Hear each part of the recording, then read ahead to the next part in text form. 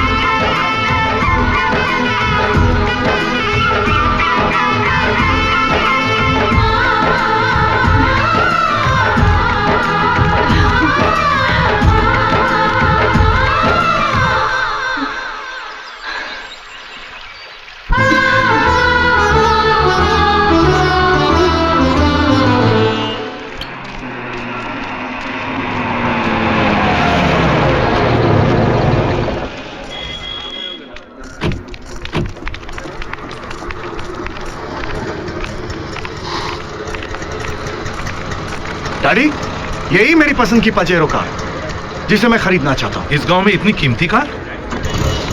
भाई साहब जी, ये गाड़ी किसकी है? देशराज ठाकुर साहब की। Thank you very much. Ji.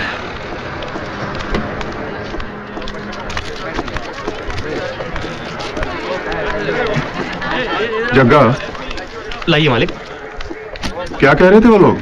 Car की तारीफ कर रहे थे मालिक, कह रहे थे ऐसी खरीदना चाहते हैं। ओह, अच्छा।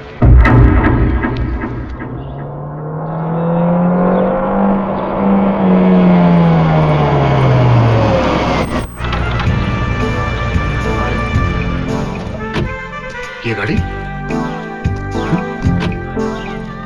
ये गाड़ी तो हमने स्टेशन के पास खड़ी देखी थी ना डैड? हाँ, यहाँ कौन लाया? वॉचमैन, एक साहब आए थे, चाबियां और चिट्ठी दे गए। गांव के दामाद को हमारी तरफ से भेंट। देशराज ठाकुर। ठाकुर? डैड, ये देशराज ठाकुर कौन है? नहीं। क्या आदमी है? मैं इतना बेवकूफ नहीं हूं बेटा अर्जुन, जो बिना किसी वजह के भानु प्रताप के दामाद को 20 लाख की गाड़ी मुफ्त में दे दूं।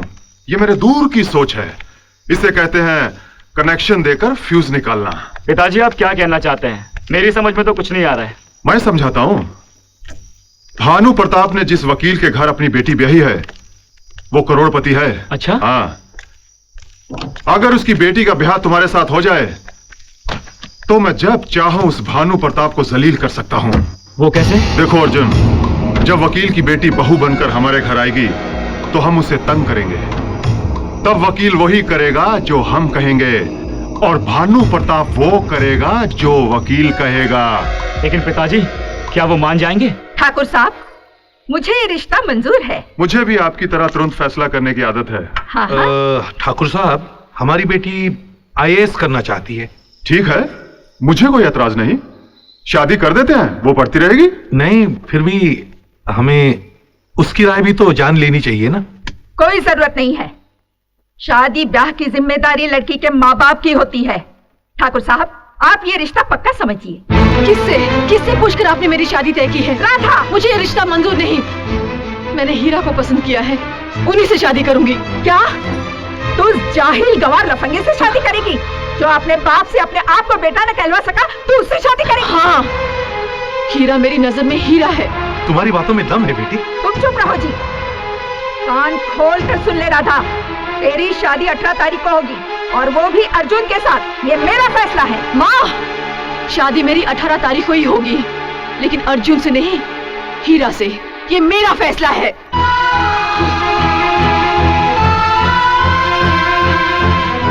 लो, पसीना पोंछो। अरे हीरा, हीरा, राधा ने तेरे लिए चिट्ठी भेजी है। राधा की चिट्ठी? ला। हाँ, पढ़ पढ़, मुझे भी पढ़ के सुना।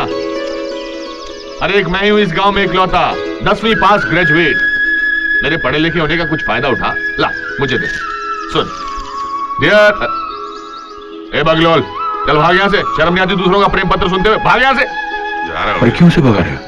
अरे मेरे पढ़ने में कोई गलती हो गई तो पकड़ा जाऊंगा ना। भाग, चल पढ़ पढ़ पढ़। प्रिय हीरा जी, मेरी मम्मी ने मेरी मर्जी के खिलाफ मेरी शादी तय कर दी है।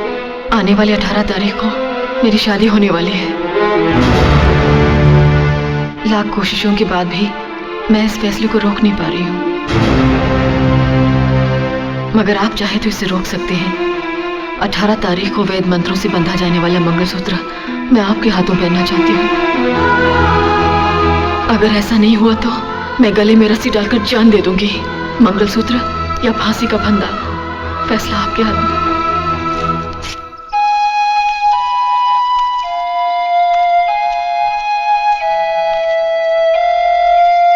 ये तो बड़ी टेंशन वाली बात है हीरा, क्या करेंगे अब? नहीं मिंद्रा, मैं राधा को इस तरह मानने नहीं दूंगा। तो एक काम कर, राधा को मेरी तरफ से एक चिट्ठी लिख दे कि राधा की शादी होगी तो सिर्फ हीरा से। छोटे बाबू, बड़े मालिक ने आपको बुलाया है।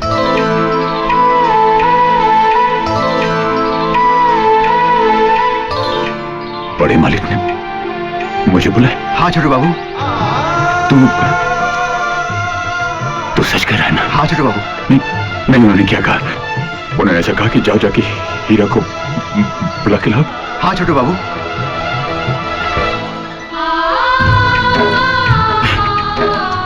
बाबूजी ने मुझे बुलाया, मुझे बाबूजी ने बुलाया।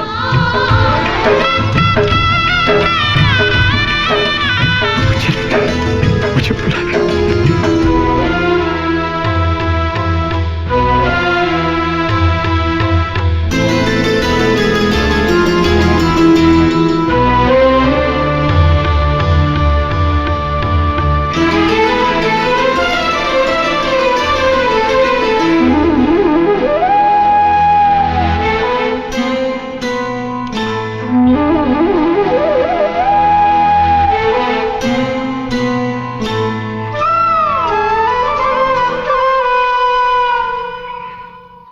शारदा अभी? जी बाबूजी। शारदा अभी थोड़ी देर पहले समधी जी और समधन आई थी अपनी बेटी राधा की शादी के न्योता देने। हीरा और राधा कैसे एक दूसरे के करीब आए ये मैं नहीं जानती, मगर मैं ये नहीं चाहूंगी कि हीरा से राधा की शादी हो। हीरा आपका बेटा है, इसके सिवा उसकी अपनी कोई पहचान नहीं है। रिश्तेदार समझकर अगर मैं शादी के लिए हाँ भी कर दूं, तो इसकी क्या गारंटी है कि वो शादी करेगा? इससे पहले भी एक लड़की से प्यार करके वो ऐन मौके पर शादी करने से इनकार कर चुका है।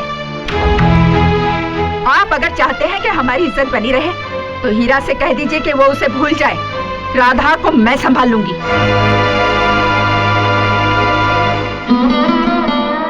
ऐसा पहली बार हमें सुनना पड़ा है कि हमारे घर में किसी की वजह से एक लड़की की शादी में रुकावट पैदा हो रही है। हमने इससे पहले कभी कुछ नहीं मांगा है, मगर आज हम मजबूर हैं। जो हम मांगेंगे क्या ये देगा? हुक्म कीजिए बाबू जी। शारदा इससे कहो कि राधा को भूल जाए। अगर ये ऐसा करता है तो करण बर्ण की तरह हम इसे बेटे का दर्जा देंगे। इससे पूछो, इसे राधा चाहिए या पाप?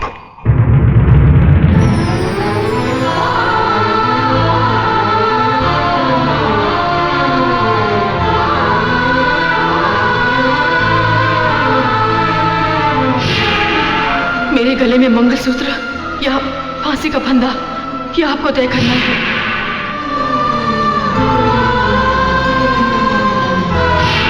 इसे पूछो, इसे राधा चाहिए या पाप? मेरे गले में मंगलसूत्र या इसे पूछो, फांसी का इसे फंदा। राधा चाहिए या पाप? मेरे गले में मंगलसूत्र इसे पूछो, या इसे राधा फांसी चाहिए का या फंदा। आइए आइए। नमस्ते जी। आइए। तेरे पिताजी तुझे बेटा कहीं सिर्फ यही सुनना चाहते हैं, तेरे कान। राधा की वेदनाएं, उसकी आवाज नहीं सुनना चाहता तू। हीरा, प्यार सदियों में किसी नसीब वाले का दरवाजा खटखटाता है। राधा के प्यार ने तुझे आवाज दी है। बहरा मत बन, लांग जा बाप की लक्ष्मण रेखा को। किसी इंसान का गुस्सा उसकी उम्र से बड़ा नहीं होता। जा जा, थाम ले राधा का हाथ। हीरा जा।